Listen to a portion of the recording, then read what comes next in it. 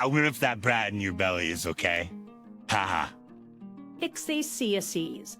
I come to pick up the gardening tools from the garage, and she had crashed her car into me. What on earth are you doing? I wanted to scream, but I couldn't move since my consciousness was hazy. In such a situation, most people would worry about their own life, but as a pregnant woman with a due date just a week away, I was more concerned about the baby in my belly. However, aside from just worrying, there was nothing I could do, and I lost consciousness. I regained consciousness in the hospital. When I looked towards my husband, who was calling my name, I saw a baby sleeping, and I noticed that my belly had shrunk. Apparently, I had given birth while unconscious. I was disappointed to have given birth without being aware, but I was relieved that the baby was safe. Furthermore, it seemed like my body was fine as I was discharged 2 weeks later. However, I couldn't celebrate the safe arrival of the baby and my discharge without reservation. I still had to confront my mother-in-law, so I headed to my in-laws' house in my husband's car. As I seethed with anger inside the car, I spotted my mother-in-law crossing the pedestrian crossing just before we reached their house. She had put my baby in danger, and I couldn't forgive that. Decided that she would have to face the consequences, even if it meant her descent into hell. I am 28 years old and was a full-time housewife until recently when I worked as a company employee. I resigned from my job when I found out I was pregnant. I did have the desire to continue working, but since I live with my mother-in-law, I had to give up my job. My mother-in-law had a husband who was 4 years older than her. She divorced when Gail was in elementary school, and after he started working and moved out, she lived on her own. My mother-in-law is 60 years old. She's still healthy for now, but she might need support in the future. That's why, as a decision related to the marriage, we chose to live together with my in-laws. Even after my childbirth and settling into parenting, I might inconvenience my workplace with my mother-in-law's care needs.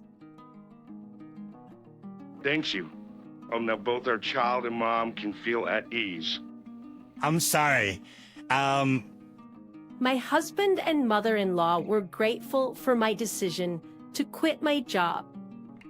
I plan to look for part-time work, but without 60-year different lengths, without any major issues. As a pregnant woman, experiencing a trouble-free and peaceful life is the greatest happiness for me. However, as 5 months pass since becoming pregnant, and my belly gradually grows, my mother-in-law's behavior starts to change. Hey, isn't this miso soup too strong and you trying to make me sick or something? Plus, you became a full-time housewife, so it's only natural for you to handle household chores, perfectly. Just because you're pregnant doesn't mean you can be lazy. But my mother-in-law's harassment wasn't severe, so I decided to let it slide and endure it until the birth. However, it seems like this decision was a mistake. Hey, you're in the way. Your big belly is getting in the way. I don't even want a grandchild. I stood in the hallway, and even while using the bathroom, my mother-in-law started deliberately bumping into me and pushing me, saying my belly was in the way.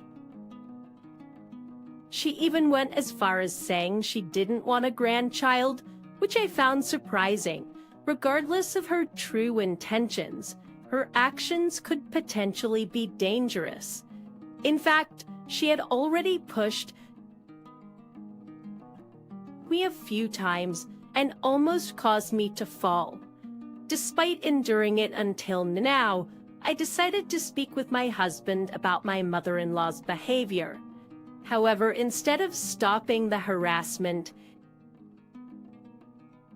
escalated it further, thinking she had been reported. Why do I face such resentment from my mother-in-law? Just for seeking help from my husband. Household chores were completely dumped on me.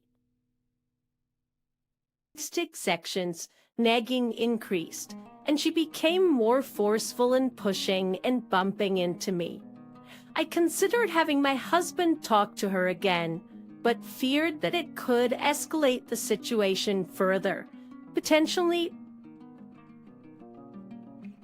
turning into direct violence. I couldn't afford for the harassment to escalate further. Therefore, I decided to spend the remaining time until childbirth, protecting myself and my unborn baby. For months have passed since then, and my due date is just 1 week away. Somehow I managed to endure the harassment, and it seems I'll be able to give birth. But by thinking that way, I let my guard. I've been cleaning the garden twice a week for some light exercise. The gardening tools like brooms and dustpans are stored in the back of the garage. When I went to the garage to get the tools, it seemed like my mother-in-law was planning to go somewhere because she was sitting in the driver's seat of the car. I considered waiting until the car left, but my mother-in-law was rummaging through her bag, showing no signs of starting the car. Therefore, I decided to go and get the cleaning tools. The space between the garage wall and the car was narrow, and it was uncomfortable due to my large belly. I squeezed past the side of the car and retrieved the cleaning tools from behind it. That's when the car's engine started. If she had just waited for me to leave, and garage, she wouldn't have to expose me to exhaust fumes and harass me again, I thought. The next moment, I found myself lying on the ground. I guess that the baby in your belly is gone now. Ha. And children would be a hassle anyway, she said. I couldn't understand what had happened, but when I heard my mother-in-law's voice, my recent memories came flooding back. She had reversed the car and rammed into me. Moreover, judging from words I heard, this didn't seem like an accident. Till now, I had thought that, as long as my baby in my belly was safe, I could endure any harassment. However, this time it was clear that she was targeting the life of my baby. This was absolutely unacceptable. What on earth are you doing? I wanted to scream, but I couldn't move since my consciousness was hazy. In a situation like this, most people would be worried about their own lives, but I was more concerned about the baby in my belly. I wondered if the baby was okay. If I were to lose my life, would the baby be able to survive? I remember thinking about various things, but apart from worrying, there was nothing else I could. And I lost consciousness. When I regained consciousness, I was in a hospital room. Are you okay? I'm so relieved. My head was still a bit fuzzy and I couldn't quite remember the situation. I was wondering why I was lying. In a hospital bed when I noticed that a baby was sleeping next to me. There was a slight pain in my abdomen. It seemed that I had given birth while unconscious. I received a call that you were taken away in the ambulance, and I was really surprised. My thoughts gradually cleared, and I started recalling various things. Who called the ambulance for me? I think it was just me and your mother in the garage, right? Huh? My mother called bands. She apparently mistook the accelerator for the brake. Your mother said that? It must be a lie, as her target was not my life but the baby's. My mother-in-law immediately called an ambulance and the police to handle it as an accident. She also informed my husband that it was an accident. I told my husband the last words I heard from my mother-in-law before losing consciousness. I guess that brat in your belly is gone now, haha, grandchildren would be a hassle anyway.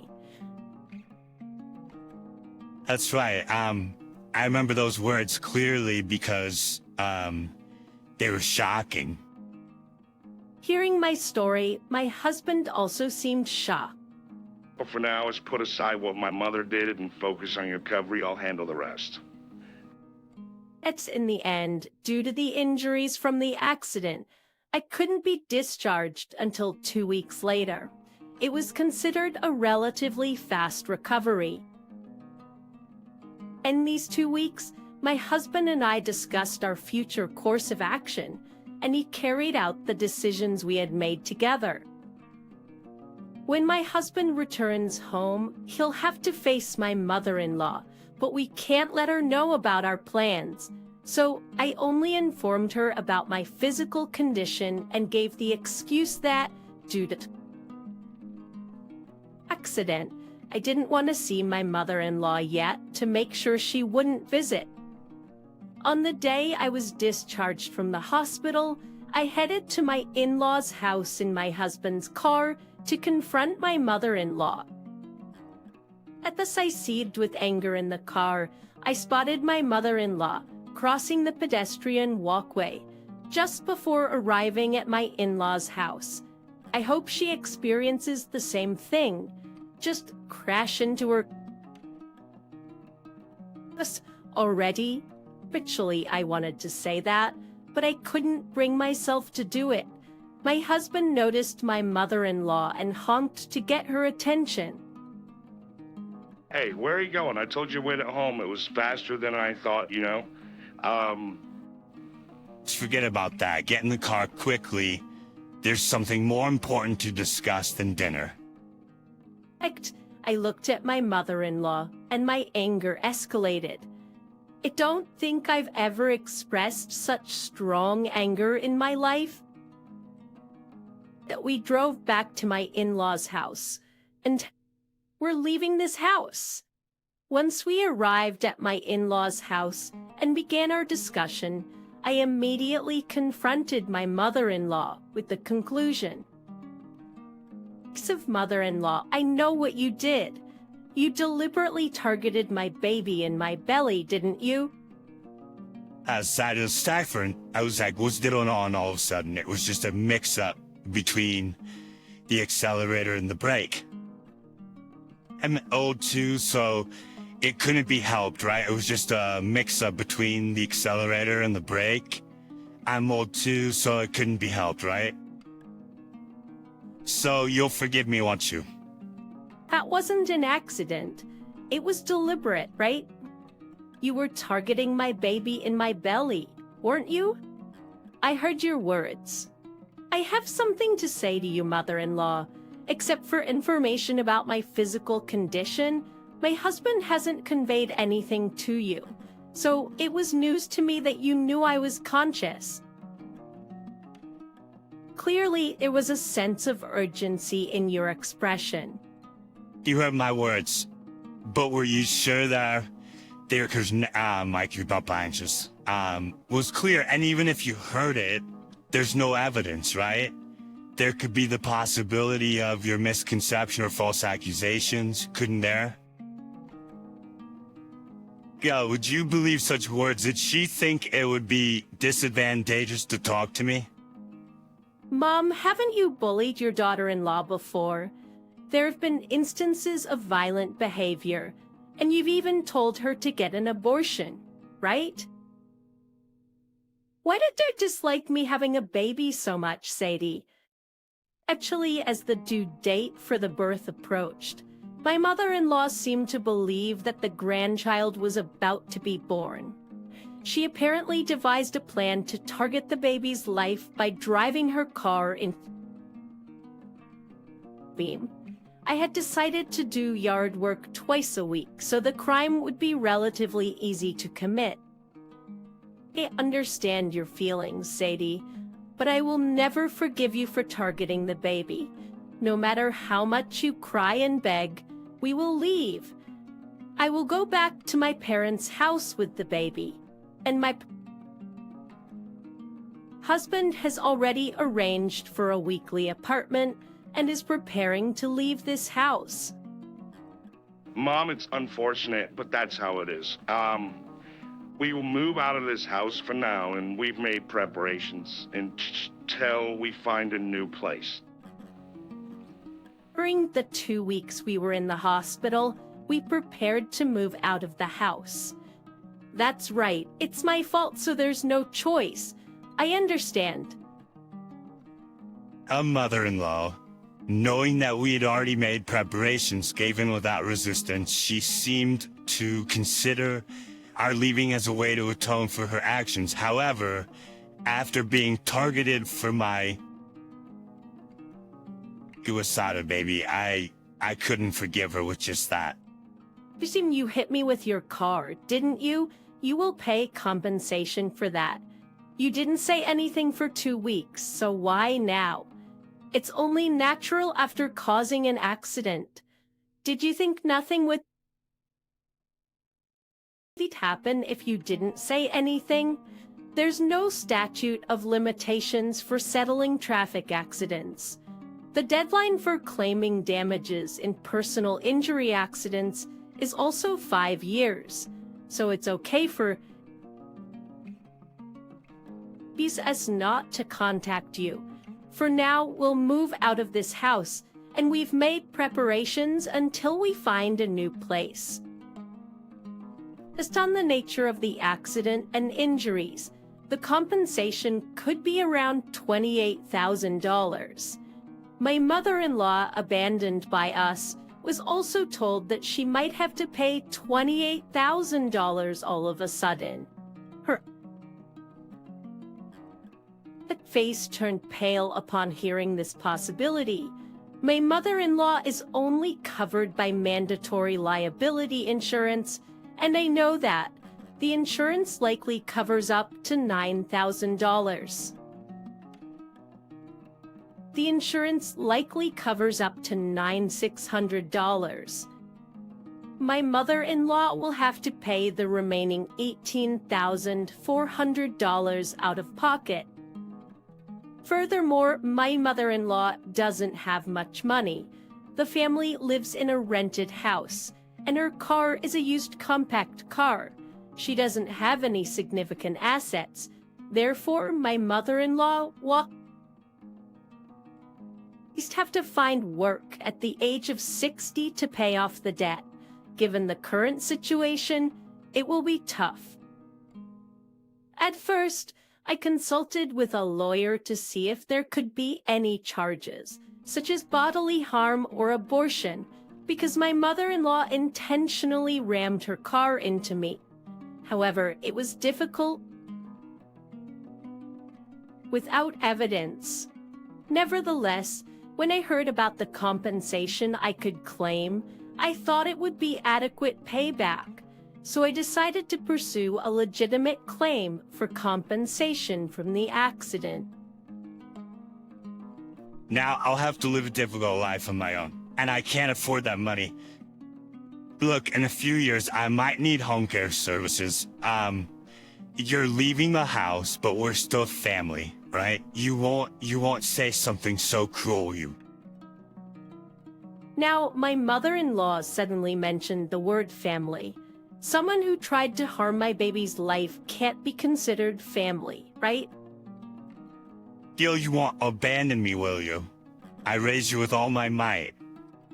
I do appreciate you raising me as a single mother, but Mom, you went too far. I hold more resentment towards you for targeting my child's life than gratitude for raising me. At those words, my mother-in-law fell into a state of shock and stopped talking. Since she stopped speaking, we considered the conversation over and left the house with only the essentials. I felt a little sorry for my mother-in-law, but considering that she had targeted my baby's life, this outcome was her own doing. Weeks of 6 sections until we found a new place. I went to my parents' house, and my husband stayed in a weekly apartment. The day after leaving my in-laws' house, my mother-in-law started calling us. Her message included requests for forgiveness and pleas for us to return. We had no intention of forgiving her, so we always rejected her words and hung up the phone. However, since she continued to call persistently, my husband and I blocked her calls altogether. I doubted that she would come to my parents' house or call me. After eliminating the means of contact between her and my husband and me, my mother-in-law gave up and started looking for work. However, at the age of 60, with limited job options, she initially started working part-time at a nearby restaurant. However, my mother-in-law, who had poor memory and was slow at work, was treated as a and felt uncomfortable. She quit the job quickly. Additionally, she accidentally spilled hot soup or boiling water from a large pot onto her thigh and suffered burns, preventing her from working. Moreover, she seemed to have difficulty walking, whether due to the pain from the burn or because her skin felt tight. However, if her daily movements weren't affected, she had no choice but to work. We had abandoned her and she had to pay me compensation. We encouraged her to work even if she didn't want to. She should accept it, endure it, and once her burns have healed, we hope to find work again. Meanwhile, my husband and I were searching for a new home where we could live with our child. We were debating between renting or taking the plunge and buying a house. Between our child's future, it's a happy thing to be able to think about our future life.